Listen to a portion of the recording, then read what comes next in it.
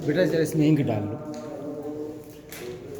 Good morning students, मैं Manoj Agarwal for the NEET classes. आज आपका टॉपिक है reproduction.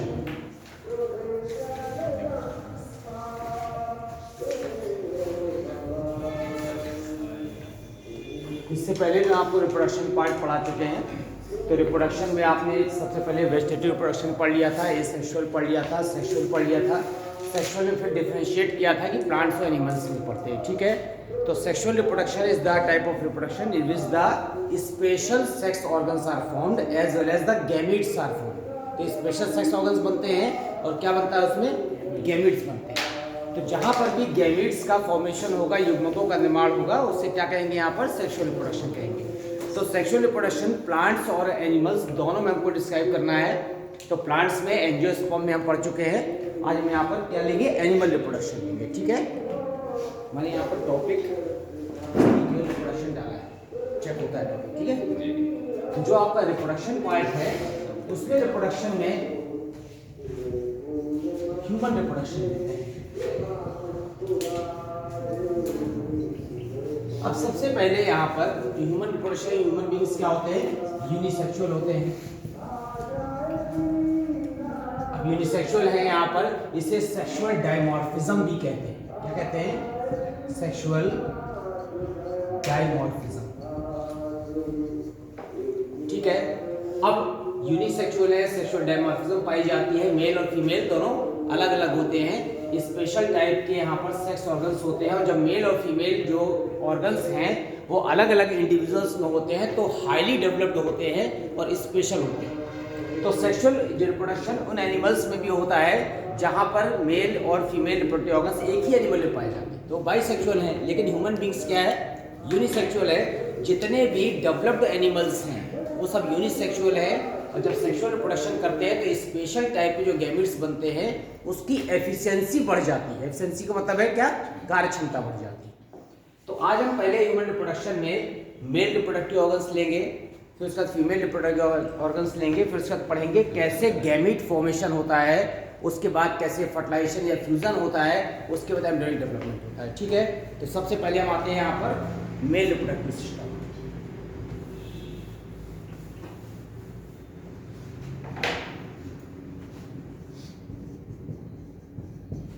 Sexual reproduction is the advanced type of reproduction.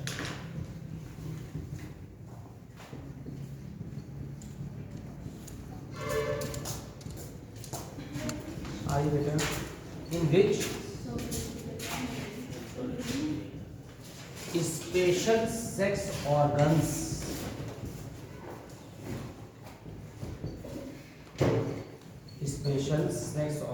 are formed and gamete formation takes place. Gamete formation takes place. अब plants और animals के case में gamete का जो प्रोनाउंसिएशन है या गैमीट का जो नाम लेते हैं उसमें क्या डिफरेंस है। प्लांट्स अगर ब्रायोफाइटा लेते हैं तो ब्रायोफाइटा में क्या कहते हैं, मेल गैमीट को नहीं कहते, एंथ्रोजॉइड कहते हैं, कोमल, ठीक है ना, एंथ्रोजॉइड कहते हैं। और वहां पर जो है फिर वेंटर के अंदर जो ओवम बनता है वहां पर ओवम ही है। यहाँ पर क्या है, स्पेशल सेक्स ऑर्गन्स भी है, स्पेशल टाइप के गैमीट्स भी हैं। इसके बाद हम टॉपिक पर आएंगे किसमें, मेल रिप्रोडक्टिव सिस्टम।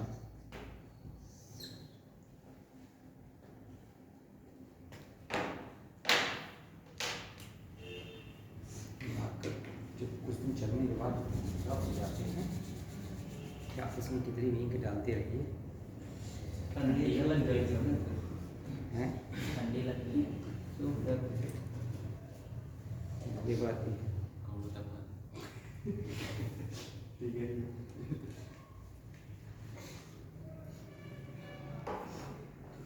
हम आते हैं मेल रिप्रोडक्टिव सिस्टम में।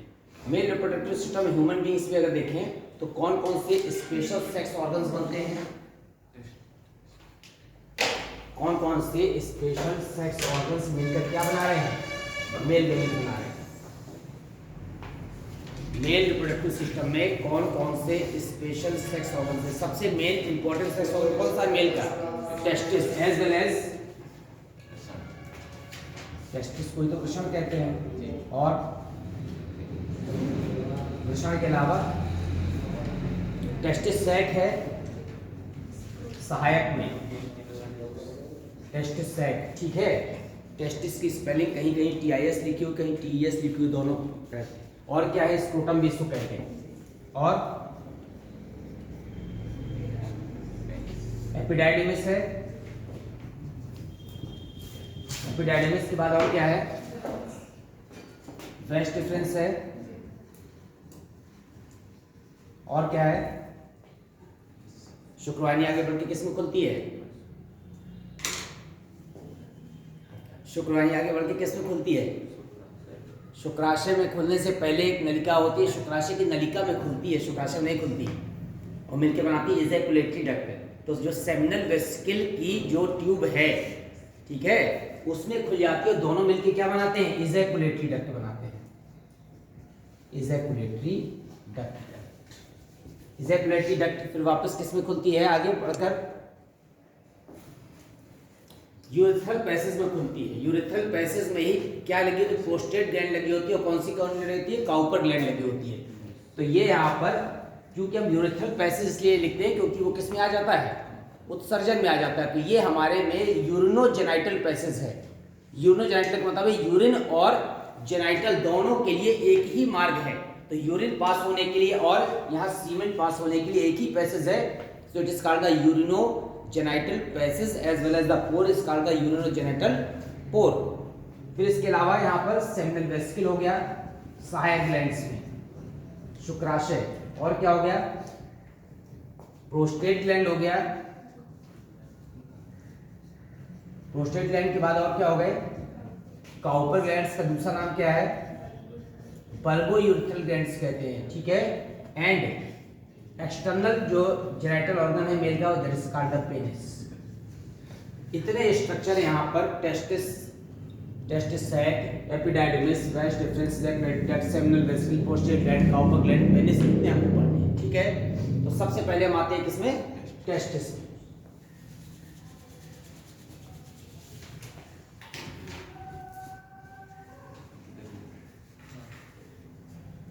वन पेयर ऑफ स्ट्रक्चर होता है, कैसा होता है, वन पेयर है, ओवल या राउंडेड पार्ट है, पिंकिश स्ट्रक्चर है, चारों तरफ से सॉफ्ट मेम्ब्रेन से घिरा हुआ है।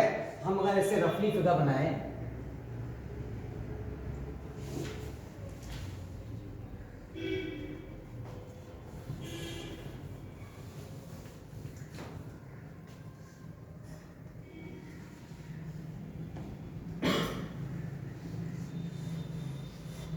this is called the testis sac. Testis sac is also called the scrotum. तो ये टेस्टिस को पढ़ने के पहले हम यहाँ पर क्या पढ़ लें, स्क्रोटम पढ़ लेते हैं।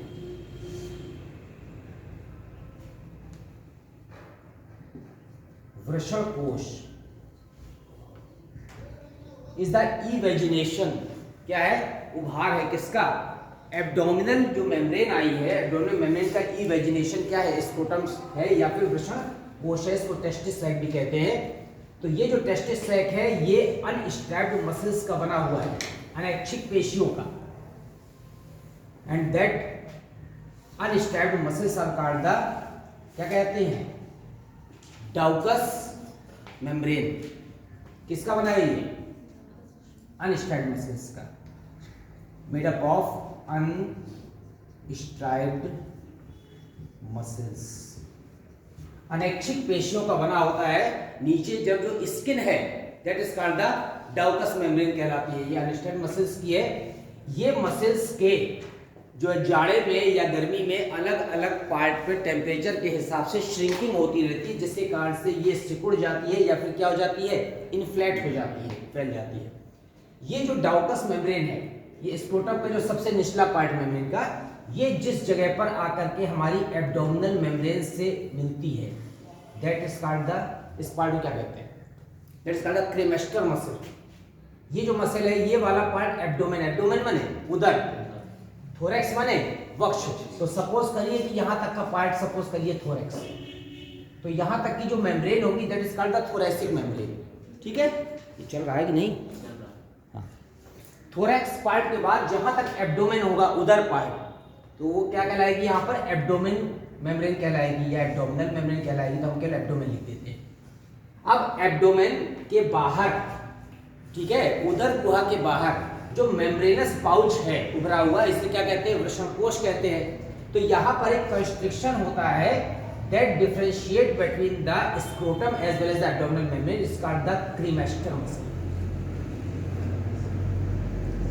ये जो क्रीमेस्टर मसल है ये स्ट्रैप्ड मसल्स है, किसकी बनी हुई है, वॉलेंट्री मसल्स की बनी हुई है, ऐच्छिक पेशी की बनी है स्ट्रैप्ड मसल्स।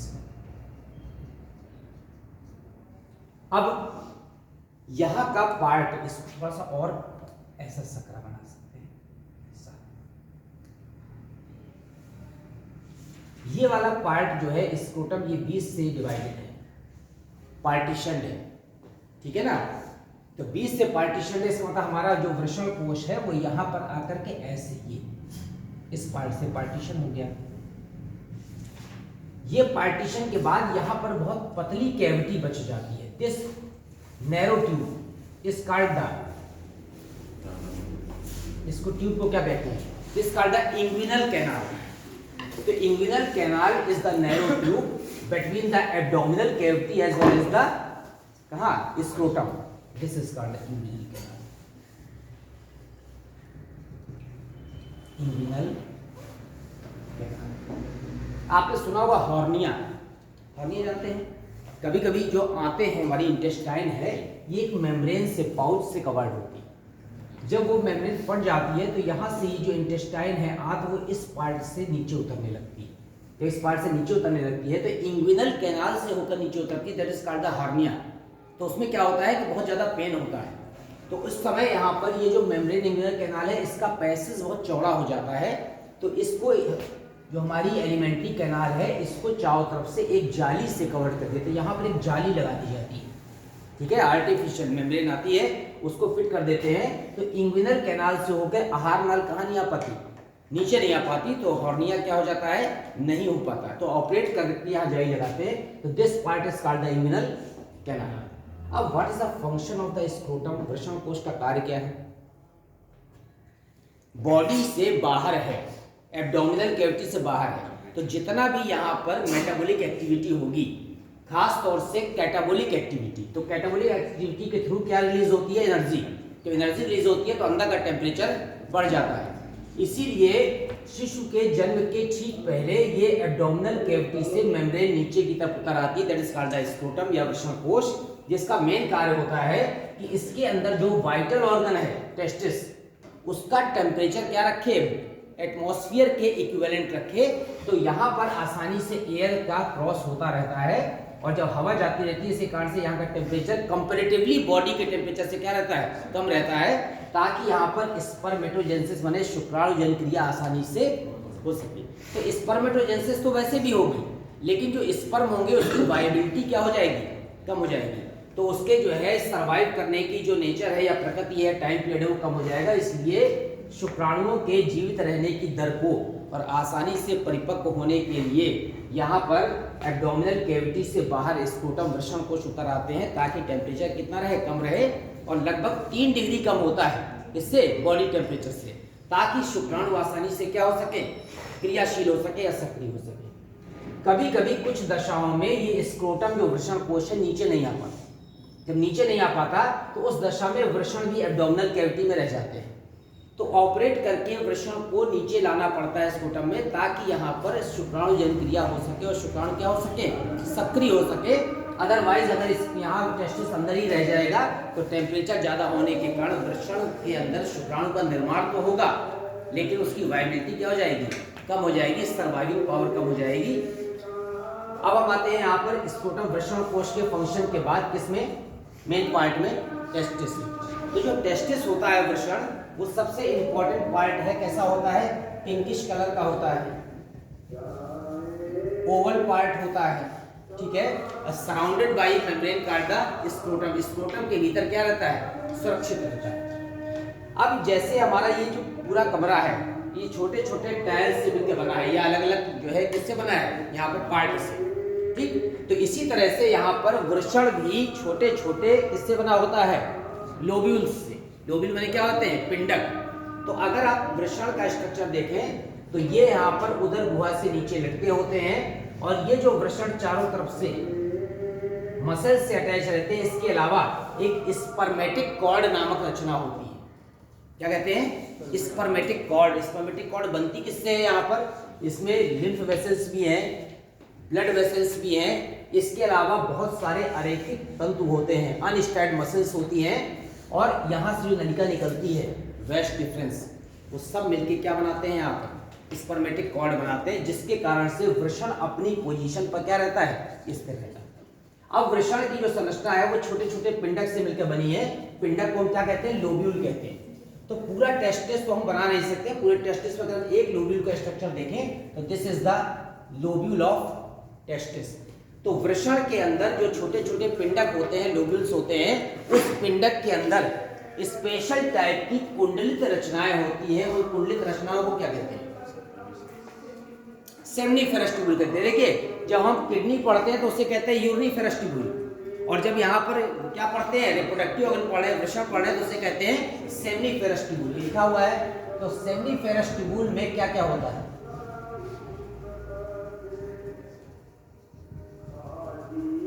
सेमनीफेरस ट्यूबुल शुक्र जनन नलिकाएं जो होती हैं, इसमें कौन कौन से पार्ट होते हैं? सेमनीफेरस ट्यूबुल्स में दो पार्ट होते हैं। एक तो शुक्राणु बनाने वाली रचनाएं, ठीक है, और दूसरा एंडोक्राइन सेल्स। एंडोक्राइन सेल्स का क्या नाम है? Cells of Leydig. ये जो आपका लोब्यूल है, पिंडक, इस पिंडक के अंदर सेमनीफेरस ट्यूबुल्स है, माने शुक्राणुजन नलिकाएं हैं। Seminiferous tubules contains the two parts, germinal epithelium माने शुक्राणु बनाने वाली जनन कोशिकाएं, germ cells, as well as the cells of Leydig. तो ये जो हमारा सेमनीफेरस ट्यूबुल्स है, इस ट्यूबुल्स में यहां पर जर्मिनल एपिथेलियम है, जनन कोशिकाएं या जनन एपिथेलियम। इसके अलावा क्या है यहाँ पर? Endocrine cells. जो एंडोक्राइन सेल्स है उसका नाम आपको पता है, उसे कहते हैं सेल्स ऑफ लीडिंग। लीडिंग की कोशिकाएं पाई जाती हैं जो क्या सिक्रीट करती हैं? Male hormone. Example of male hormone testosterone है। अगर कलेक्टिवली कहें उसको तो एंड्रोजेंस कहते हैं, ठीक है ना। Androgens is the group name, और उसका एक एग्जाम्पल है, क्या कहेंगे? टेस्टोस्टेरोन। तो यहाँ पर जो जर्मिनल एपिथेलियम होती है, उस जर्मिनल एपिथेलियम में ये बेसमेंट मेम्ब्रेन आधार पर, और पूरे वृषण को अगर आप देखें चारों तरफ से, तो यहाँ इसको चारों तरफ से जो घेरने वाली रचना है मेम्ब्रेन, उसका क्या नाम है? इसको कहते हैं ट्यूनिका एल्बुजिनिया। पूरे वृषण को जो घेरे हुए है that is called tunica albuginea. और यहाँ पर वृषण के जो पिंडक है उसमें जो चारों तरफ से सपोर्टिंग सेल्स है वो है बेसमेंट मेम्ब्रेन आधार कला। इस आधार कला में भी दो प्रकार की फिर कोशिकाएं, जर्म सेल्स है जो स्पेशली क्या बना रही है? स्पर्म बना रही है। उनको डिवीजन करने के बाद उनको कहते हैं स्पर्मेटोगोनिया। क्या कहते हैं? स्पर्मेटोगोनिया। स्पर्मेटोगोनिया स्पर्मेटोजेनेसिस क्रिया द्वारा, कौन सी क्रिया द्वारा? स्पर्मेटोजेनेसिस माने शुक्राणु जनन क्रिया द्वारा क्या बनाते हैं? स्पर्म। एज वेल एज दूसरी तरह की सेल्स होती है that is called the supporting sales, also called the अवलंबन कोशिकाएं। तो जो अवलंबन कोशिकाएं बने उसे सहारा देने वाली है। तो हम यहाँ पर अगर सेल्स बनाते हैं तो ये जर्म सेल्स में या जर्मिनल एपिथेलियम में दो प्रकार की सेल्स है। ये यहाँ पर दीज आर, ये क्या है? These are called the supporting cells. Supporting cells अवलंबन कोशिकाएं। और ये जो जर्म सेल्स हैं, ये जर्म सेल्स लगातार विभाजन करेंगी। कौन सा विभाजन? Mitotic, meiotic? मियोटिक अभी नहीं होगा, मियोटिक होगा कब? जब ये पहले डिवीजन करेंगी तो सबसे पहले जो सेल्स बनेंगी, these are called the spermatogonia. Spermatogonia are formed via the mitotic division of the germ cells. अभी ये द्विगुणित हैं, ये भी द्विगुणित हैं।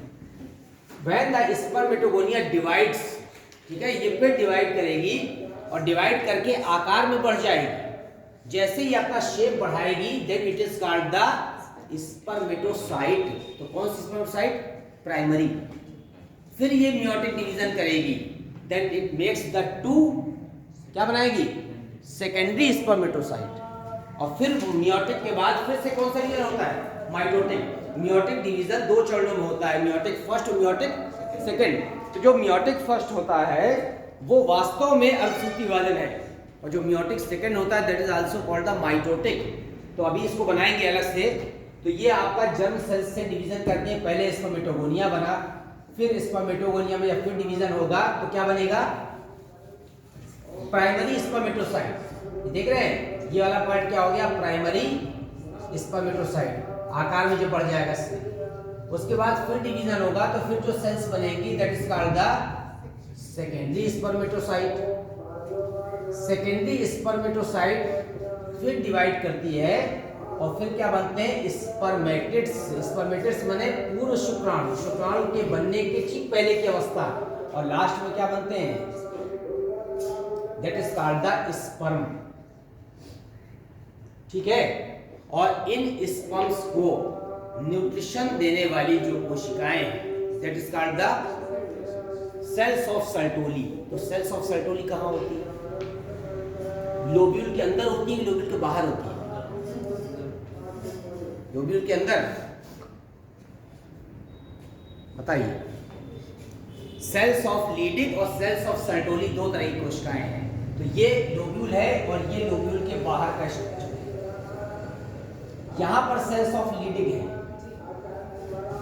Sales of Leydig. ये मेल हार्मोन सिक्रीट कर रही है ताकि जो मेल गेमीट बन रहा है उस मेल गेमीट के अलावा जो मेल है जिसके अंदर ये क्या बन रहे हैं, टेस्टिस के अंदर स्ट्रक्चर बन रहे हैं, उसके अंदर सेकेंडरी सेक्सुअल कैरेक्टर डेवलप। तो वास्तव में स्पर्म बनाने में कोई हेल्प नहीं है सेल्स ऑफ लीडिंग का। स्पर्म बनाने में केवल फंक्शन किसका है? टेस्टिस का है। और किसका है? क्रोमोसोम का है। कौन सा है? Y chromosome. तो वाई क्रोमोसोम का मेन फंक्शन है वो मेलनेस को डिसाइड करता है। इसके अलावा वो क्या बनाता है?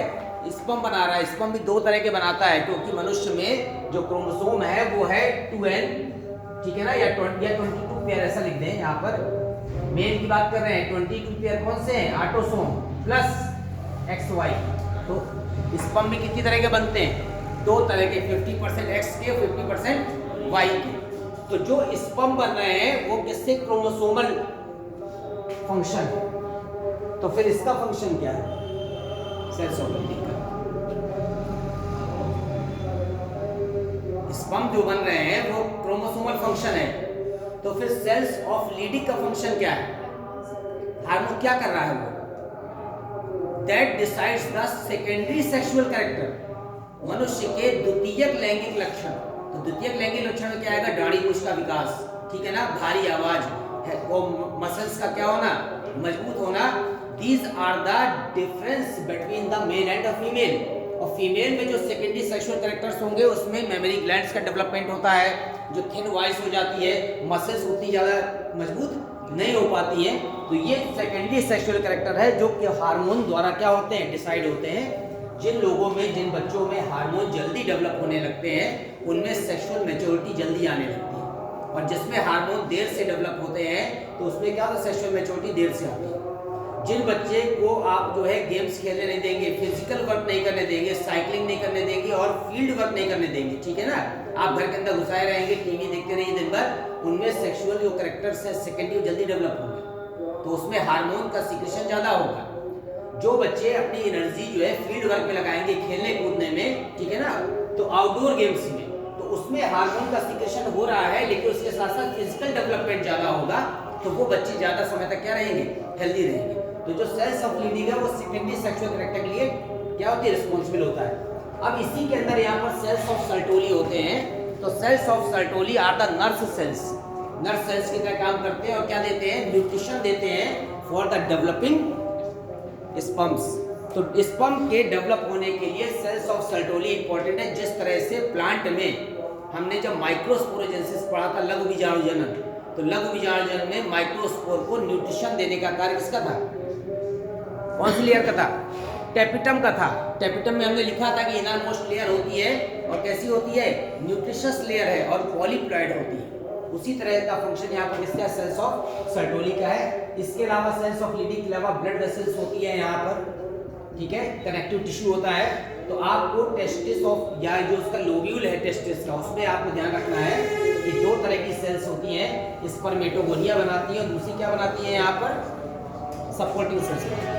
स्पर्मेटोगोनिया डिवाइड करके primary spermatocyte, secondary spermatocyte, spermatid और अंत में स्पर्म बनाती हैं, और सपोर्टिंग सेल्स उनको सपोर्ट देती है, एज वेल एज जो सेल्स ऑफ सर्टोली है वो उसे क्या देती है, न्यूट्रिशन देती है। और सेल्स ऑफ लीडिंग क्या करती है, makes the male hormone testosterone that is responsible for the functioning of the secondary sexual characters. तो स्क्रोटम और स्क्रोटम के बाद यहाँ पर टेस्टिस, दोनों इंपॉर्टेंट पार्ट है। Objective question cells of Sertoli का भी आता है, सेल्स ऑफ लीडिंग का भी आता है, और ये भी पूछते हैं कि what is the function of the scrotum, ठीक है। अगर किसी व्यक्ति में स्पर्म फॉर्मेशन नहीं हो रहा है तो उसे क्या कहते हैं, उसे कहते हैं azoospermia. Azoospermia is due to the non descent of the scrotum. अगर स्क्रोटम में नीचे टेस्टिस नहीं उतर आए हैं, इसके कारण से भी एज़ोस्पर्मिया हो सकता है। ये स्पर्म बन रहे हैं लेकिन स्पर्म फंक्शनिंग नहीं कर रहे हैं, तो यहाँ पर एज़ोस्पर्मिया। एक वर्ड यूज होता है that is called the oligospermia. आपने सबने कार्बोहाइड्रेट पढ़ा है, उसमें 3 कैटेगरी थी, मोनोसैकेराइड, ओलिगोसैकेराइड और पॉलीसैकेराइड। ओलिगो माने फ्यू, अगर स्पर्म काउंट कम है that is called the oligospermia. अगर there is no sperm count, sperm ही नहीं बन रहा है, इसका मतलब है कि जो हमारा टेस्टिस का लोब्यूल है उसमें जो जर्म सेल है वो स्पर्मेटोगोनिया नहीं बना रही है, दैट इज द एज़ोस्पर्मिया। और ये ओलिगोस्पर्मिया। कई जगह पॉलीस्पर्मिया भी होता है, तो पॉलीस्पर्मिया कंडीशन कम होती है, एज़ोस्पर्मिया ओलिगोस्पर्मिया कंडीशन ज़्यादा होती है, जिसके कारण से यहाँ पर मेल गैमेट्स का फॉर्मेशन क्या हो जाता है, कम हो जाता है। अब इसमें अगर हमारा ये जो टेस्टिस है ये नीचे की तरफ नहीं उतर पा रहा है, जिसे कहते हैं नॉन डिसेंट ऑफ टेस्टिस, उसे कहते हैं ऑर्किडेक्टाइमी, अभी उसको लिखा देंगे, ठीक है। तो दो कंडीशन है, एक होती है ऑर्की, एक होता है क्रिप्टो। क्या डिफरेंस है, क्रिप्टो ऑर्किडिज्म कहते हैं। तो क्रिप्टो ऑर्किडिज्म में यहाँ पर this is non descent of testis, तो जो टेस्टिस है पूरी तरह से नीचे नहीं उतरेगा, तो उसमें भी स्पर्म काउंट क्या हो जाएगा, कम हो जाएगा। तो these are the post condition, ये बाद में स्पर्म काउंट कम होने की कंडीशन है। और क्रिप्टो ऑर्किडिज्म क्या है, जिस समय टेस्टिस नीचे नहीं आ पा रहा है उस दशा को कहते हैं, ठीक है। तो हमें यहाँ पर स्क्रोटम पढ़ा, हमने टेस्टिस पढ़ लिया, टेस्टिस का लोब्यूल्स पढ़ लिया। अब ये जो वृषण है, इसके वृषण के ऊपर एक ऐसी क्वाइल्ड ट्यूब लगी होती है वृषण के ऊपर, ठीक है, उसे क्या कहते हैं। अच्छा, आपने कहीं पर रेटिटेस्टिस नाम सुना है, क्या होता है,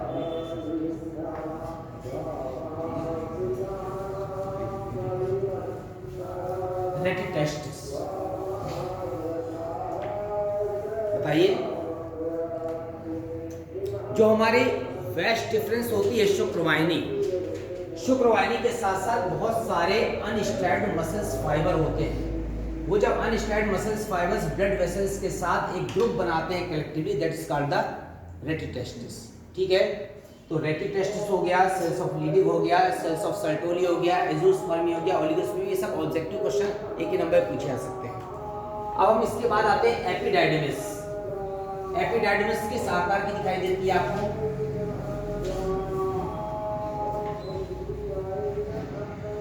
हमारे टेस्टिस के अंदर पहले स्पर्म फॉर्मेशन हो गया, ठीक है। अब वो स्पर्म जिस ट्यूब से होकर के बाहर निकलने के लिए रिस्पॉन्सिबल है, that is called the epididymis, that is the coiled comma shaped tube. ये कॉमा शेप मिलकर इसमें 3 पार्ट होते हैं। कौन कौन से होते हैं? एक होता है यहाँ पर रूट पार्ट, ठीक है। एक पार्ट होता है main part, body middle part. तो दूसरा पार्ट कौन सा होता है? Head part. तो रूट पार्ट को टेल पार्ट भी कहते हैं। अब एपिडाइडिमिस को डिफरेंशिएट कर दिया, इसको कह दिया कैपुट एपिडाइडिमिस। और टेल का दूसरा नाम क्या है? कॉडा कहते हैं। कॉडल बने टेल, जिसको क्या नाम दे दिया? कॉडल। और ये मेन पार्ट क्या है? बॉडी। तो ये टेल, बॉडी और हेड 3 पार्ट में एपिडाइडिमिस को डिफरेंशिएट किया गया है। तो फंक्शन क्या है एपिडाइडिमिस का? डिफरेंशिएशन 3 पार्ट में हो गया। कॉमा शेप्ड होती है, कुंडलित ट्यूब होती है, वृषण के ऊपर चारों तरफ क्या होती है? चढ़ी होती है। इसका फंक्शन क्या है? शुक्राणु को केवल ले जाना, न्यूट्रिशन देना भी फंक्शन है। इसके अंदर माइक्रोविलाई होते हैं जो स्पर्म को कहाँ ले जाते हैं? आगे बढ़ाने में हेल्प करते हैं, एज वेल एज न्यूट्रिशन देने का कार्य करते हैं। तो जिस समय टेस्टिस के अंदर इसको सेल्स ऑफ सर्टोली न्यूट्रिशन दे रही है, तो वो न्यूट्रिशन देने का कार्य आगे भी चलता रहता है। किसके अंदर? एपिडाइडिमिस के अंदर। और इसके अंदर माइक्रोविलाई होते हैं जिससे गांठ से स्पर्म को आगे बढ़ाने में क्या मिलती है? सहायता मिलती है। जो लास्ट पार्ट होता है हेड पार्ट, कैपुट एपिडाइडिमिस, वो आगे बढ़कर जिस नलिका में खुलता है, उस नलिका को क्या कहते हैं? उसको कहते हैं शुक्रवाहिनी।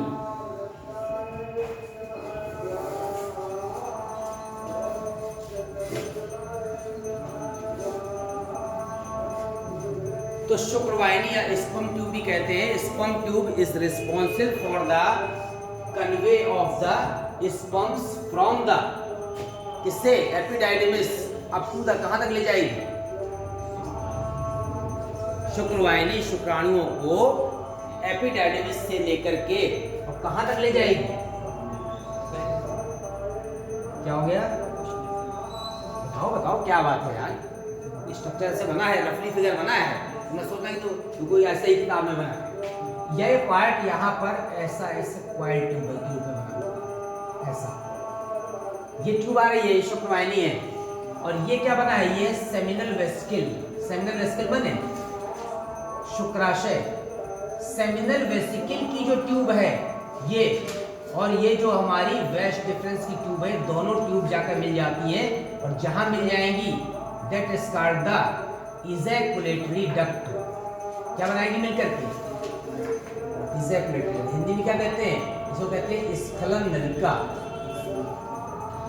इजैकुलेटरी। तो both the tube of the seminal vesicle as well as vas deferens both collectively join to make the ejaculatory duct. और फिर ये किस पैसेज में खुलती है? That is the urethral passage या यूरिनोजेनाइटल पैसेज। अब ये जो यूरिनोजेनाइटल पैसेज है, इस पैसेज में यहां पर ऐसी ग्लैंड लगी होती है, that is called the prostate gland.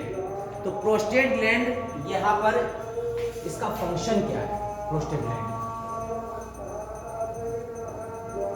What is the function of prostate gland?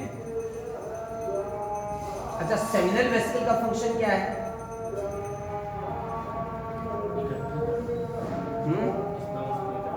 नहीं, मेन फंक्शन ये नहीं है। बताइए मेन फंक्शन क्या है सेमिनल वेसिकल का, शुक्राशय का?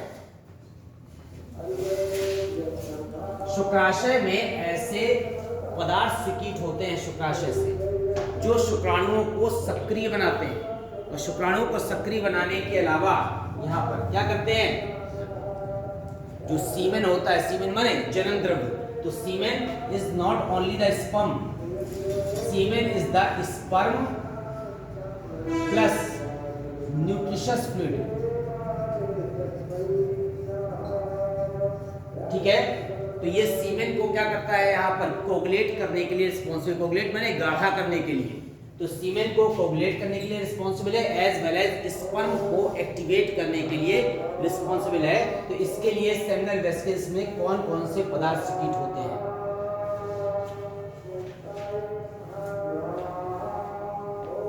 बताइए। प्रोस्टेट ग्लैंड का कार्य है सीमेन को गाढ़ा करना। पहले हम सेमिनल वेसिकल फंक्शन पढ़ेंगे, फिर प्रोस्टेट का भी कार्य है, ये भी स्पर्म को एक्टिवेट करता है और ये भी दो प्रकार की प्रोटीन बनाता है, सेमिनोजेनिन और प्रोस्टाग्लैंडिन्स। तो सेमिनल वेसिकल और प्रोस्टेट, इसके बाद कौन सी ग्लैंड है? काउपर ग्लैंड है। ठीक है ना, तो तीनों का इंपॉर्टेंट फंक्शन है, ये आपको बताना है। सेमिनल वेसिकल का बताना है एक दो लाइन में, किसका बताना है? प्रोस्टेट का बताना है, किसका बताना है? काउपर ग्लैंड का। लिख लीजिए, हेडिंग डालिए सेमिनल वेसिकल शुक्राशय, सेमिनल वेसिकल या शुक्राशय। तो है क्या ये? सभी के सहायक ग्रंथ।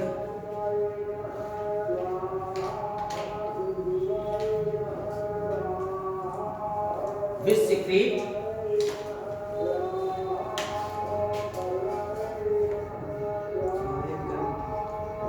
सेमिनोजेनिन plus prostaglandins protein.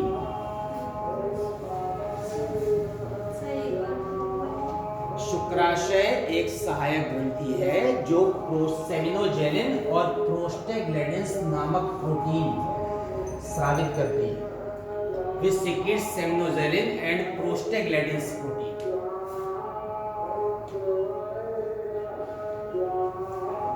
Seminogallin and prostaglandins.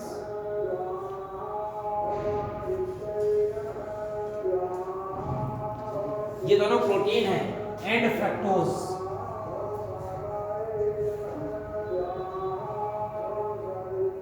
दो प्रोटीन होती है और फ्रक्टोज होता है।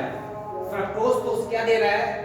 यहाँ पर स्पर्म को एनर्जी दे रहा है। ठीक है ना, लिख दीजिए इसमें सेमिनोजेनिन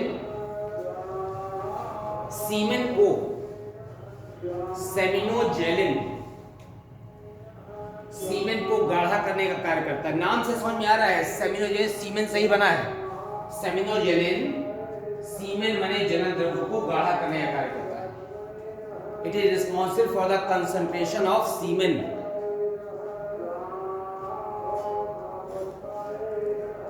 ठीक है, अब हम आते हैं फंक्शन किसके? प्रोस्टाग्लैंडिन्स के। जैसे ये सीमेन रिलीज होता है तो जो प्रोस्टाग्लैंडिन्स प्रोटीन होती है ये वेजाइनल कॉन्ट्रैक्शन के लिए रिस्पॉन्सिबल। फीमेल में जो वेजाइना पार्ट होता है, एक्सटर्नल जेनिटल ऑर्गन, उसको क्या करता है? ये स्टिमुलेट करता है। लिख दीजिए, प्रोस्टाग्लैंडिन्स वेजाइनल कॉन्ट्रैक्शन को प्रेरित करता है।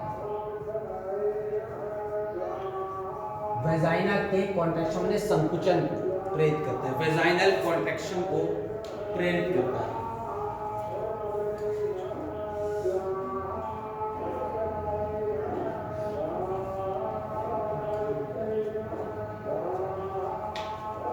और फ्रक्टोज क्या करेगा?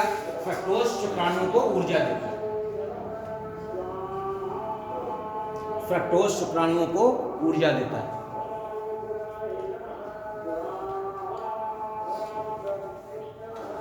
अब सेमिनल वेसिकल से होकर इजैकुलेटरी डक्ट से होते हुए ये वेजाइनल पैसेज, सॉरी वेजाइन कह रहे हैं, ये यूरेथ्रल जो पैसेज में हम आए, इस पैसेज में एक ग्लैंड है प्रोस्टेट।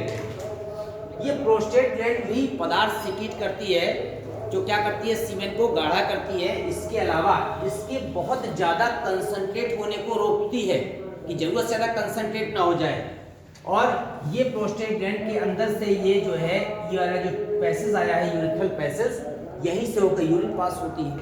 ठीक है, तो दोनों का जो कंट्रोलिंग सेंटर है वो अलग अलग है, सीमेन सिक्रीशन का और किसका? यूरिन पास होने का। इसलिए दोनों एक साथ ये पैसेज फंक्शन नहीं कर सकते। तो जिस समय यहाँ से यूरिन पास होती है, जब प्रोस्टेट ग्लैंड की क्या बढ़ जाती है? साइज बढ़ जाती है एज के हिसाब से, तो यहाँ पर इस ट्यूब को ये क्या करता है, फोर्स करता है, तो यूरिन निकलने का जो पैसेज है वो सकरा हो जाता है, जिसके कारण से यूरिन ड्रॉप बाय ड्रॉप निकलती है और पेन होता है, दर्द होता है। उस समय यहाँ पर 50-55 की एज के आसपास डॉक्टर फिर इसको काट के क्या करते हैं, हटा देते हैं, क्योंकि अब इसका रोल कोई बहुत ज्यादा रिप्रोडक्शन में नहीं रह जाता। वैसे भी ये सहायक ग्रंथि है, मेन ग्रंथि नहीं है। मेन ग्रंथि कौन सी है, टेस्टिस है। अब लिख लीजिए प्रोस्टेट में, प्रोस्टेट ग्रंथि, इसमें लिखिए सहायक ग्रंथि,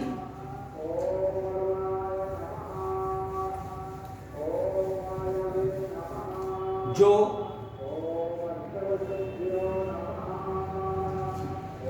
एमाइलेज, हाइलुरोनिडेज और पेप्सिनोजन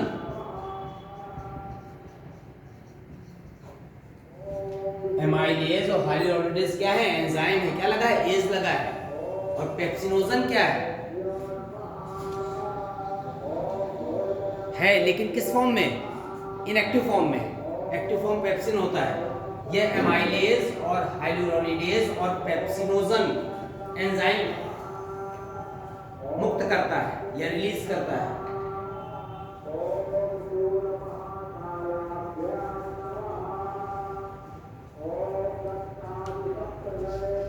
जो शुक्राणुओं को सक्रिय करके, एक्टिव करके,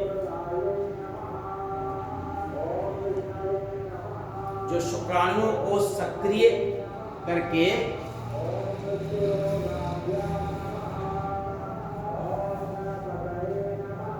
क्षारीय माध्यम प्रदान करके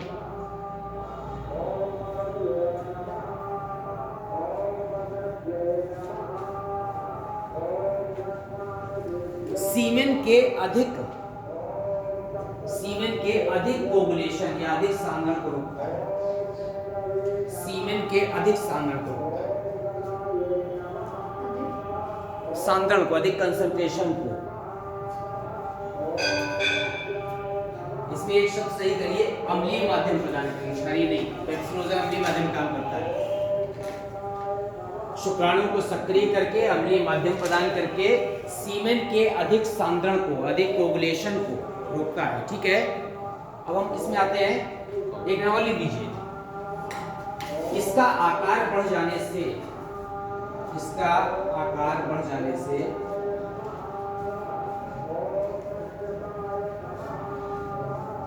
मूत्र उत्सर्जन में रुकावट होती है, मूत्र उत्सर्जन में रुकावट होती है।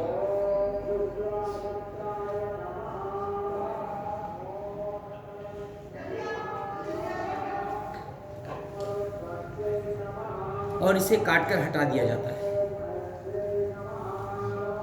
और इसे काट कर हटा दिया।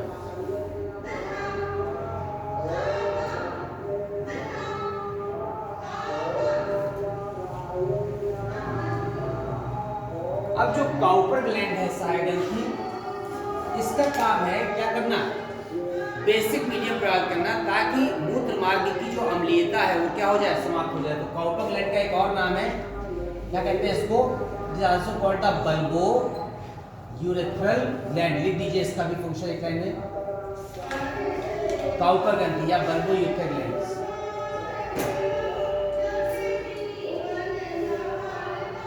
काउपर ग्लैंड या बल्बो यूरेथ्रल ग्लैंड्स।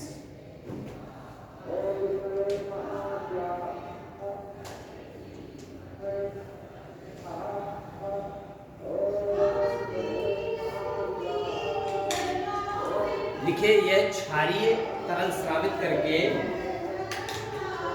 यह क्षारीय तरल स्रावित करके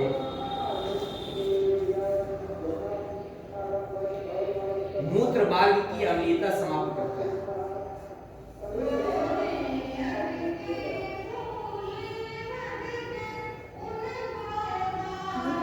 मूत्र मार्ग की अम्लीयता समाप्त करता है।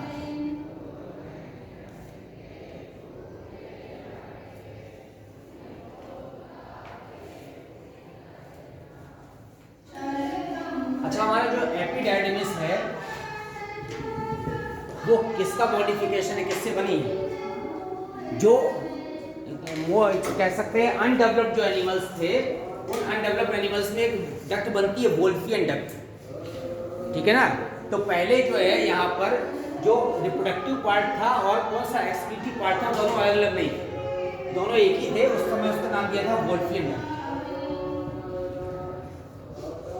जो हमारी एपिडाइडिमिस है वो वोल्फियन डक्ट का ही क्या है, मॉडिफिकेशन। लिख दीजिए, एपिडाइडिमिस इज द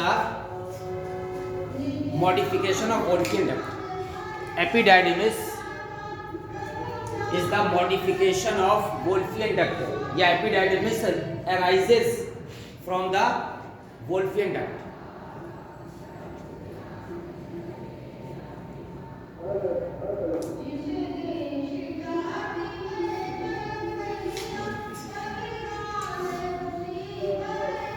ठीक है, अब लिखिए रेटिटेस्टिस।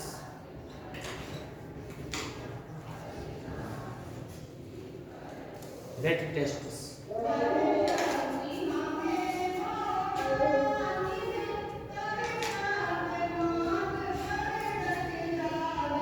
क्या ये नेटवर्क ऑफ, रेटिटेस्टिस लिखना है, नेटवर्क ऑफ स्मॉल ट्यूबुल्स,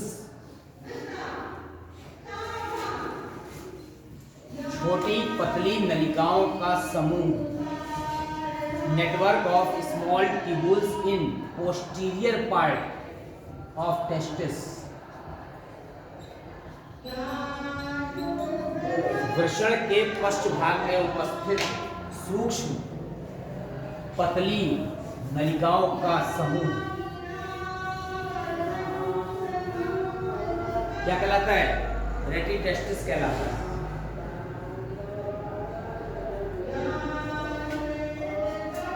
एक पॉइंट और लिख दीजिए, टार्टोस मसल।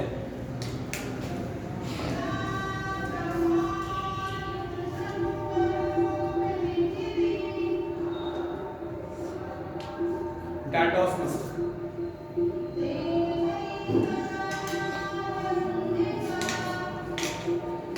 लिखिए, इसमें वृषण कोश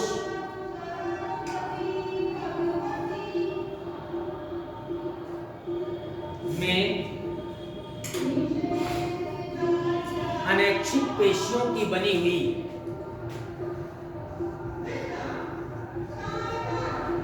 सबक्यूटेनियस लेयर,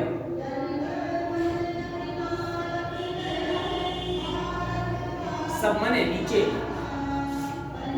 सबक्यूटेनियस लेयर।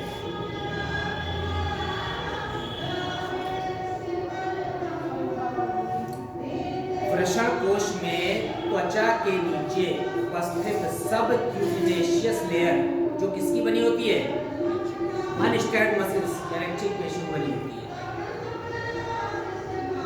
वृषण कोश में त्वचा के नीचे अनैच्छिक पेशियों की बनी सबक्यूटेनियस लेयर।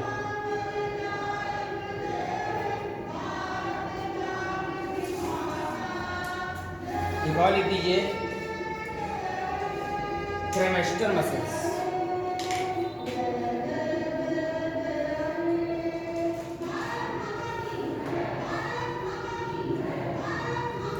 ये क्या है यहाँ पर, क्रेमेस्टर मसल्स, ये ज्वाइनिंग पॉइंट है between the abdominal layer and the scrotum layer. और किसकी बनी है, ऐच्छिक पेशियों की। लिखिए यहाँ पर, joining part of scrotum layer या scrotal layer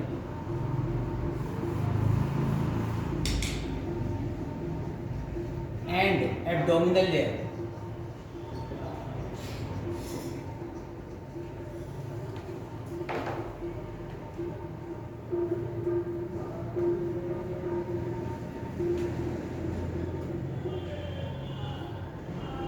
and made up of strapped muscles, ऐच्छिक पेशियों की बनी।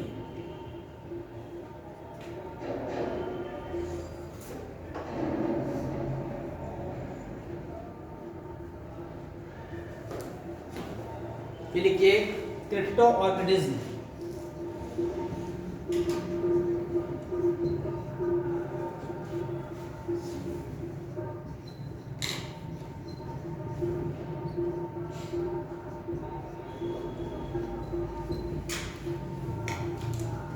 चाहिए जिस समय हमारे वृषण कहाँ नहीं उतर पाते हैं, स्क्रोटम में, इसे कहते हैं non descent of testis in scrotum, माने वृषण का वृषण कोश में ना उतर पाने की दशा, वृषण का वृषण कोश में ना उतर पाने की दशा।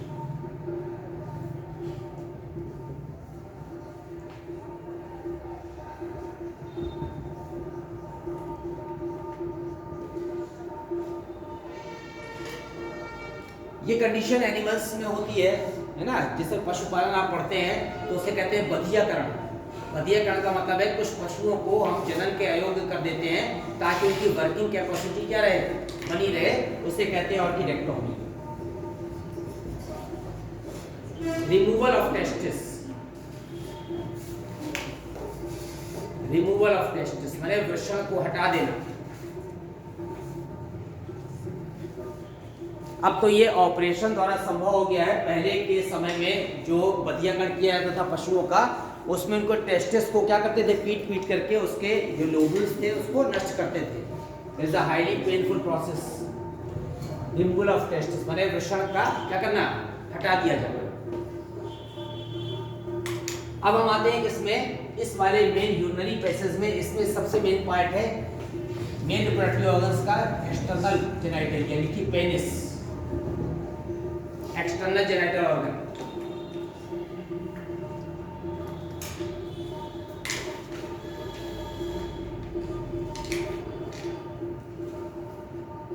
इसमें भी 3 पार्ट हैं। It is differentiated in 3 part, the root and the body and the head part को कहते हैं glans penis, glans penis.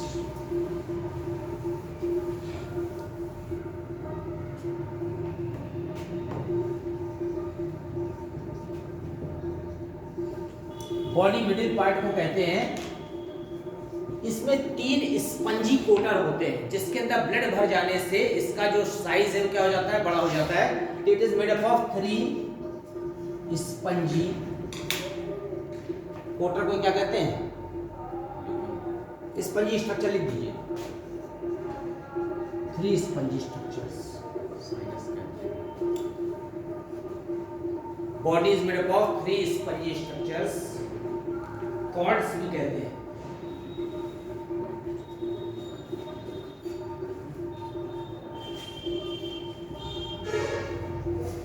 Chords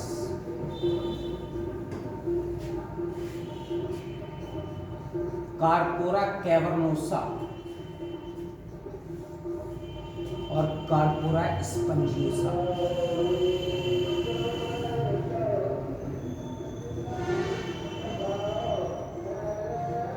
ये होता है 1 पेयर और ये होता है सिंगल।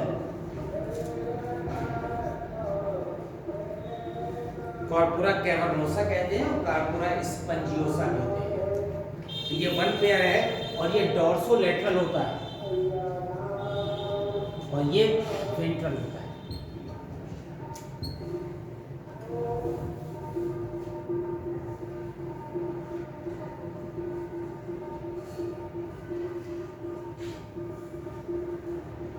तो जिस समय हम यहाँ पर इसका टॉप पार्ट देखते हैं तो कॉर्पोरा कैवर्नोसा जो डॉर्सल है इसके अंदर ब्लड कोटर होते हैं जिसके अंदर ब्लड फिलअप होने से इसका साइज बढ़ जाता है।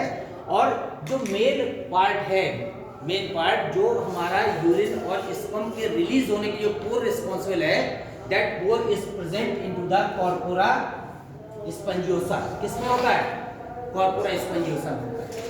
अब कॉर्पोरा स्पंजियोसा या ग्लांस पेनिस के ऊपर जो मसल्स या लेयर चढ़ी होती है, ठीक है ना, तो कुछ लोगों में या कुछ धर्म विशेष में उस ऊपर की लेयर को काट कर हटा दिया जाता है, इसको कहते हैं खतना।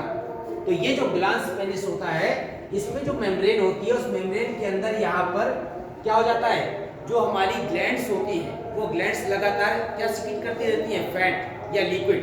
उसके कारण से इसमें यहाँ पर इन्फेक्शन होने की संभावना रहती है और इसके ऊपर जो मेम्ब्रेन चढ़ी होती है उस मेम्ब्रेन को काट के हटा देते हैं, उसको क्या कहते हैं, खतना कहते हैं। 2 लाइन और लिख दीजिए। Male genital pore male genital pore is present in the corpora spongiosa. Male genital pore, urinogenital pore ज्यादा अच्छा वर्ड है. Urinogenital pore is present in the corpora spongiosa, माने कार्पोरा स्पंजियोसा में मूत्र जनन छिद्र उपस्थित होता है या पाया जाता है.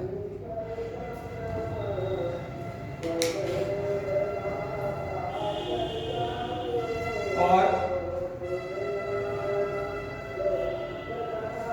यूरिन और सीमेन एक ही मार्ग से, यूरिन और सीमेन एक ही मार्ग से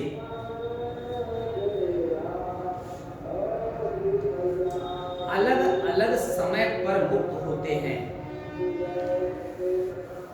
अलग अलग समय पर मुक्त होते हैं.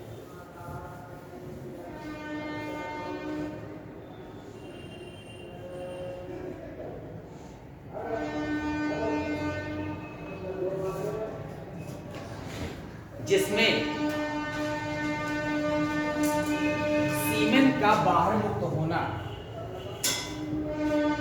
सीमेन का बाहर मुक्त होना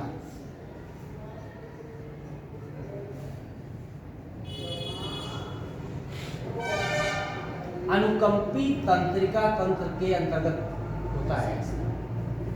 सीमेन का बाहर मुक्त होना सिंपैथेटिक नर्वस सिस्टम, अनुकंपी तंत्रिका तंत्र द्वारा नियंत्रित होता है.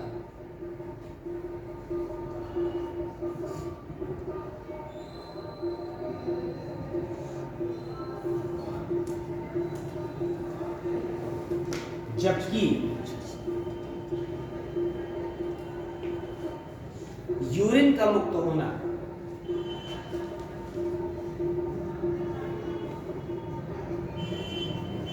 परानुकंपी तंत्रिका तंत्र द्वारा नियंत्रित होता है. यूरिन का मुक्त होना परानुकंपी तंत्रिका तंत्र द्वारा नियंत्रित होता है.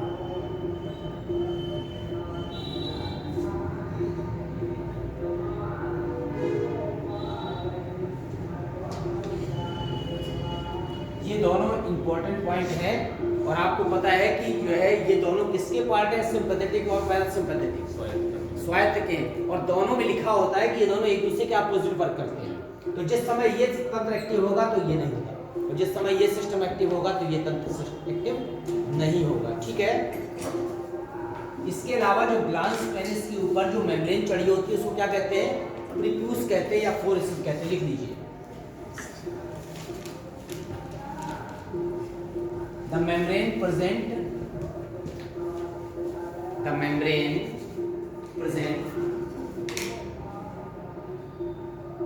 on the glans penis. glans penis top part है पेनिस का, उसके ऊपर जो झिल्ली चढ़ी होती है that is called the prepuce या foreskin.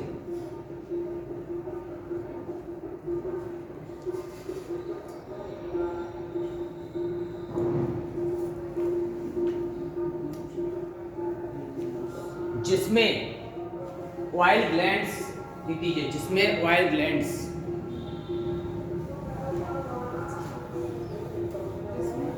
ऑयल ग्लैंड्स माने तैलीय ग्रंथियां स्मैग्मा नामक पदार्थ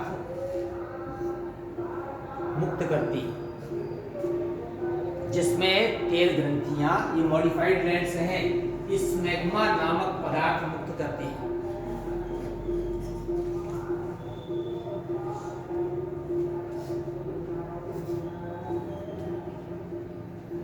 अब चूंकि यहाँ पर फैट है तो इसलिए बैक्टीरियल इन्फेक्शन बहुत जल्दी होता है और इसीलिए क्या होता है, जिससे लिख दीजिए, जिस पर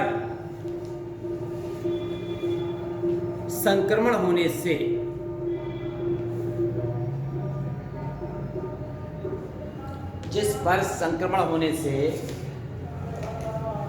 रोग हो सकता है.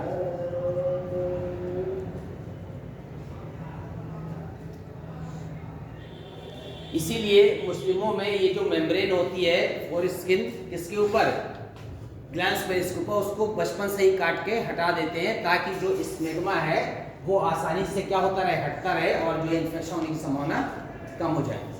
तो मेल रिप्रोडक्टिव ऑर्गन में सबसे पहले आपको यहाँ पर स्क्रोटम के बारे में पढ़ लेना है, वृषण कोश के बारे में, उसके बाद टेस्टिस के बारे में पढ़ लेना है, टेस्टिस के बाद एपिडाइडिमिस पढ़ लेना है, एपिडाइडिमिस के बाद क्या पढ़ लेना है, वेस्ट डिफरेंस पढ़ लेना है, उसके बाद सेमिनल वेसिकल की ट्यूब और वेस्ट डिफरेंस मिलकर क्या बनाती है, इजैकुलेटरी डक्ट, इजैकुलेटरी डक्ट के बाद आते हैं किसमें, यूरिनरी पैसेज में, या कहना चाहिए यूरिनोजेनिटल पैसेज में। उस यूरिनोजेनिटल पैसेज में एक पेयर प्रोस्टेट ग्लैंड है, एक पेयर काउपर ग्लैंड है और सहायक ग्रंथियों में सेमिनल वेसिकल है।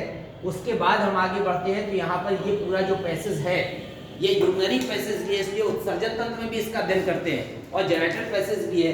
तो यहाँ से होता हुआ जो सीमेन रिलीज होता है वो किससे, पेनिस से हो करके शरीर से बाहर निकलता है। दो प्रकार के तंत्र कार्य करते हैं, पैरासिम्पैथेटिक और सिम्पैथेटिक। इसी से ऑब्जेक्टिव क्वेश्चन बनते हैं। सर ये जो क्या कहते हैं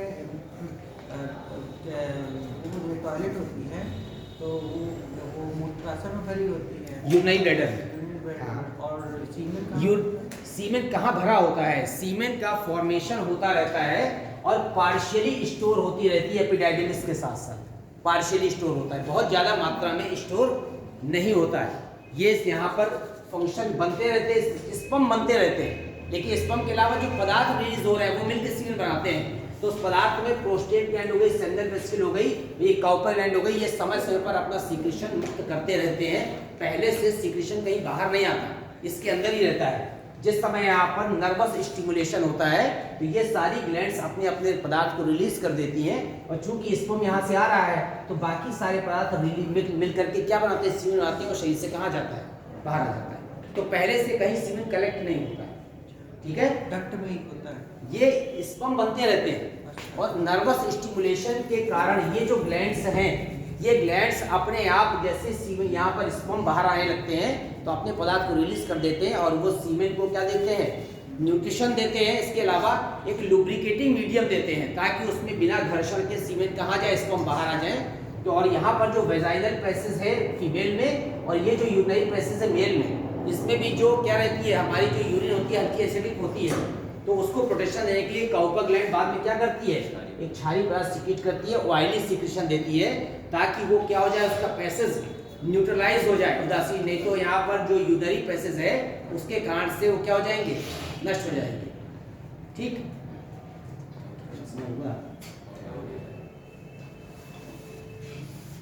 इसमें भी हो गया, हाँ ठीक है, ओके, थैंक यू।